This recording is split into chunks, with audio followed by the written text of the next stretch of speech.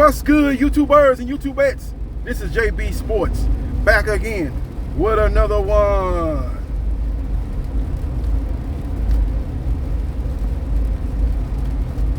We got a big fight coming up between two champions that's going to find out in the ring when those two champions face off with each other.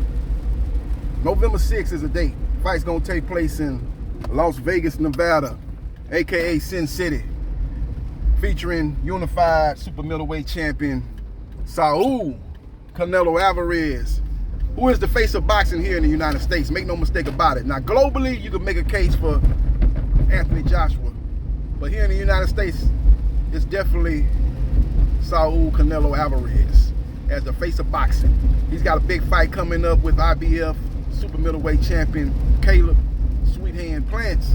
He did an interview with Fight Hype. They talked about that fight, but that's not what piqued my interest.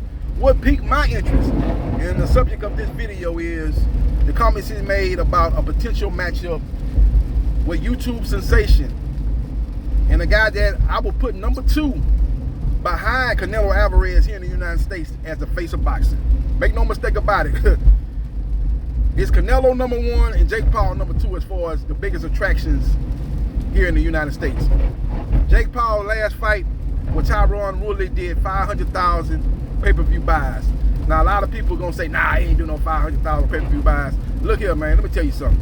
I went to Sports Bar to watch that fight because I watch all pay-per-view fights. I don't care who it is. If it's a pay-per-view fight and if it's a semi-attractive type of fight, in the press conference before the fight and the face-off that they did, Jake Paul and Woodley sold me on that fight. I wasn't excited when they first announced that fight, but the lead up to the fight, the trash talking they was doing in the press conference, they did a face-off. I think it was on Showtime, and they had I think I had a UFC guy that was the moderator. That was an epic face-off between Tyron Woodley and Jake Paul. Y'all need to Google that, man. The Showtime face-off between Woodley and Paul, man. It was a must-see TV. Make no mistake about it. So Jake Paul said he did like 1.2 million pay-per-view buys versus Ben Askren. So he's definitely number 2 in the face of boxing. Now Canelo Alvarez ain't done no pay-per-view buys in a minute. You know, he's been with the Zone for his last, several fights. I can't remember the exact count, but probably got to be at least his last 5 fights. If I was guessing, been on the Zone. The Zone don't release their numbers, so we don't know what type of numbers he's been doing here recently. But you know, when you being on an obscure app like the Zone, who doesn't have a brand name here in the United States, but Canelo Alvarez is a guy that moves the needle. It'll be interesting to see if they ever release those numbers, those subscriptions that he got on the fights that he did when he was fighting Billy Joe Saunders, and you know, he fought, you know, Callum Smith. You know, he fought people like that, Daniel Jacobs. That fight was on the Zone. You know, he fought, you know, guys like that, you know, Abney Yildirim, people like that. But he's back on Showtime pay-per-view, so he's on a pay-per-view channel that's produced a lot of the biggest fights in the sport of boxing. That was the lead TV network for Mayweather Pacquiao, the lead TV network for Mayweather McGregor. So we're gonna see what type of numbers he does with Caleb Plant. But as far as just like recognition, people know who he is, and you know, when he fights, people talk about it. When you got those sports channels that really don't cover boxing that much, they talk about that fight. You know, you're talking about Canelo Alvarez and Jake Paul. You know, you talk about Undisputed. You know, they basically talk about NFL and NBA. They really don't even talk about Major League Baseball, but they talk about Jake Paul when he's fighting. They talk about Canelo Alvarez when he's fighting. So those two guys are definitely number 1 and number 2 as far as the face of boxing. With that being said, the interviewer asked Canelo Alvarez, would he consider fighting Jake Paul? Jake Paul said recently that he's looking to fight Canelo Alvarez within the next 3 years. He's working on his craft, he's improving, and he's looking to face a boxer in his next fight. There's wide speculation that his next fight could be against Tommy Fury, who's related to WBC champion Tyson Fury. I don't know if that's his younger brother, his cousin, or what, man. I don't know. Y'all can text me in the comment section, man, what kind of relationship he has to Tyson Fury. I know he's definitely related to Tyson Fury. I think he's either his younger brother or his cousin. With that being said, Jake Paul is looking to improve, and he's looking to try to fight boxers now. He's fought a lot of MMA guys, you know, and those have been non-competitive fight as far as being Askren goes. But when he fought Tyron Woodley, man, I actually thought that fight was a draw. And if you would have gave Tyron Woodley that knockdown in that round where the ropes held up Jake Paul, Tyron Woodley would have won that fight, in my opinion, by 1 point. But that's neither here nor there. He got the decision. Very close fight. But Canelo Alvarez did not blow off a potential matchup with Jake Paul. Unlike Claressa Shields, who said she would never, ever fight on Jake Paul's undercard. She basically called Jake Paul, Tyron Woodley, a circus. Basically said that Ringling Brothers and Barnum Beatty circus would, basically saying Ringling Brothers and Barnum Beatty would be proud of what went down in August 28th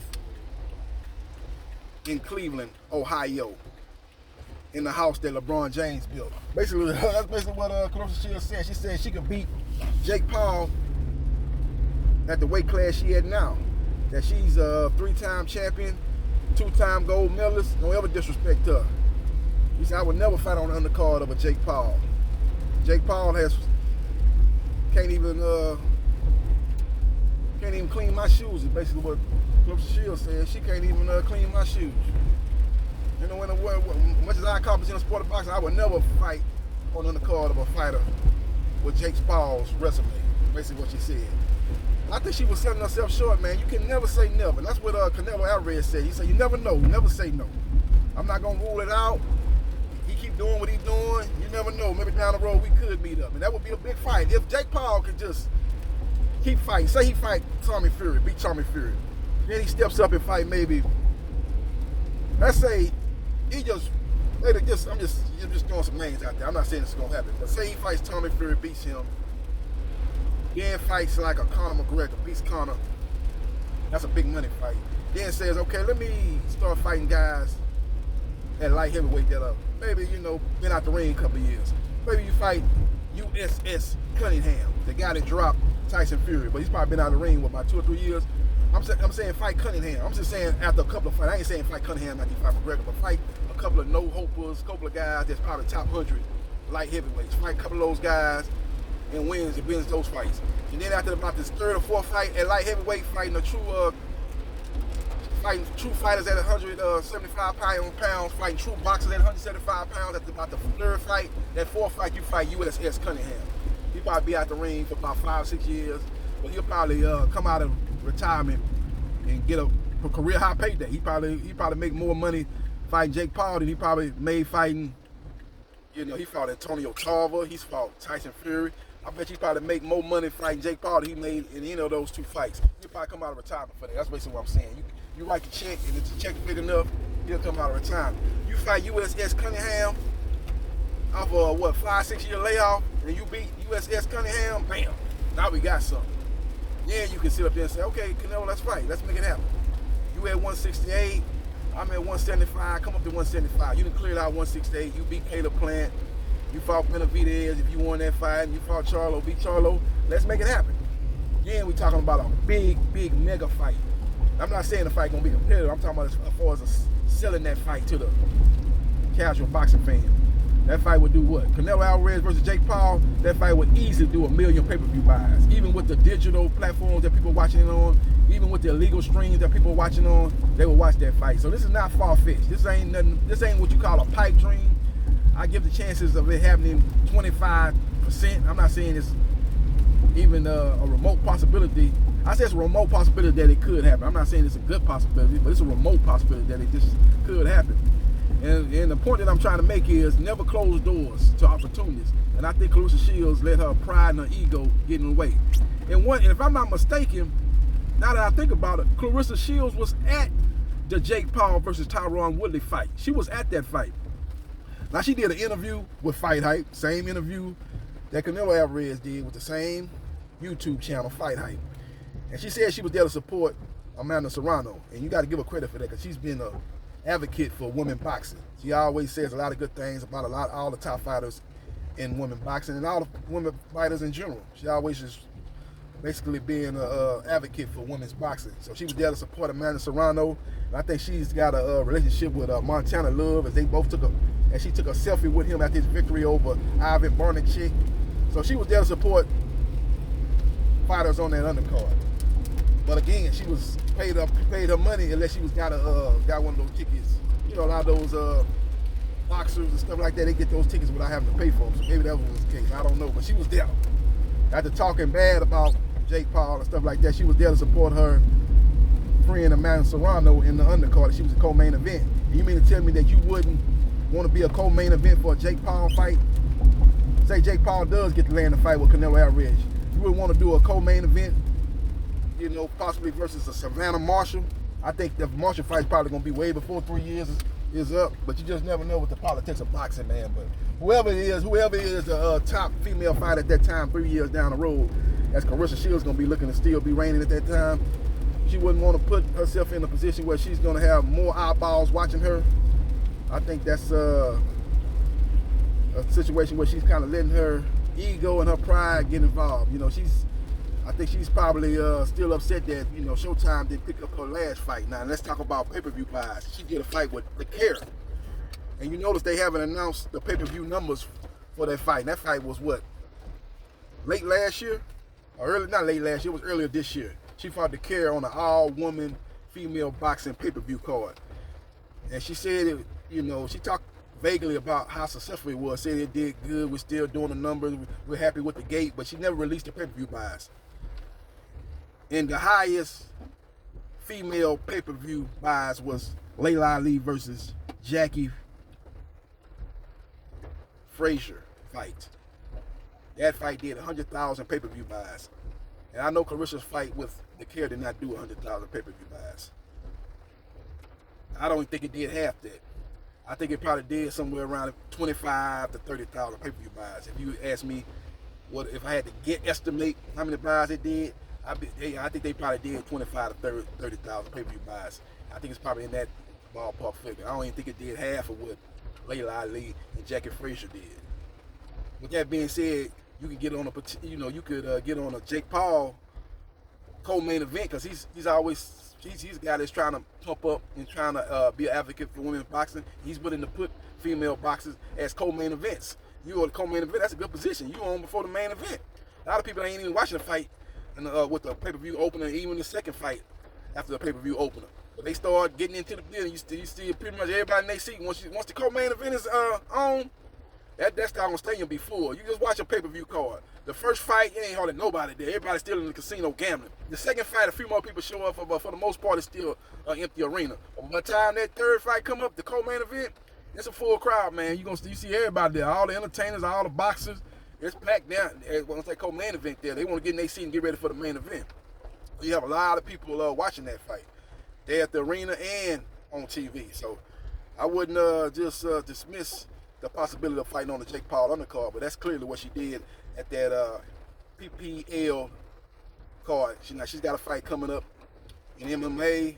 She's looking the opponent I heard that she's fighting is a much tougher opponent than her first fight, and she was in trouble in that first fight as that girl was able to get her to the ground, but she was able to show her heart, show her grit, and was able to overcome that girl. But it's going to be maybe a tougher fight. So we will see what happens. We will see what transpires. But kind of funny how you got the cash cow boxing wanting to entertain being on a card with Jake Paul, but you got the #1 fighter in female boxing, in my opinion. #1. She called herself the GOAT, basically dismissing being on a card with Jake Paul, man. You got to look at the financial situation. Look at the expanding your name, getting more exposure, expanding your brand. And you're going to close your door on that type of opportunity, letting your pride and your ego get in the way. Hey, look, I love Claressa Shields. Great fighter. I watched all her fights. When she fought Hannah Gabriel, that was a very entertaining fight. That's probably still the most entertaining female fight I ever watched as far as just female boxing. The Hannah Gabriel's Claressa Shields fight. If y'all ain't watched that fight, go to YouTube and watch that fight. Very entertaining fight. Very offensive-minded fight by both fighters. And Claressa Shields showed her greatness. But she's got to be willing to put her pride to the side and no closing those doors to lucrative opportunities is all I'm saying. So we will see what happens, and we will see what transpires. Let me know your thoughts about Canelo Alvarez saying there's a chance, there's a possibility of me fighting Jake Paul down the road. And let me know your thoughts about Claressa Shields, saying that she would never ever fight on the undercard of a Jake Paul, and don't disrespect her bringing that question to her, as she's accomplished more on her, accomplished more in her career than Jake Paul, and she would never ever enter as a undercard fighter for a Jake Paul pay-per-view fight. Let me know your thoughts about her just basically disregarding that and dismissing that, man. Do you think that's right on her part, or you think she's letting her pride and ego get the best of her like I think she is? Let me know your thoughts, and subscribe to JB Sports, the man, the myth, the legend, and I holla.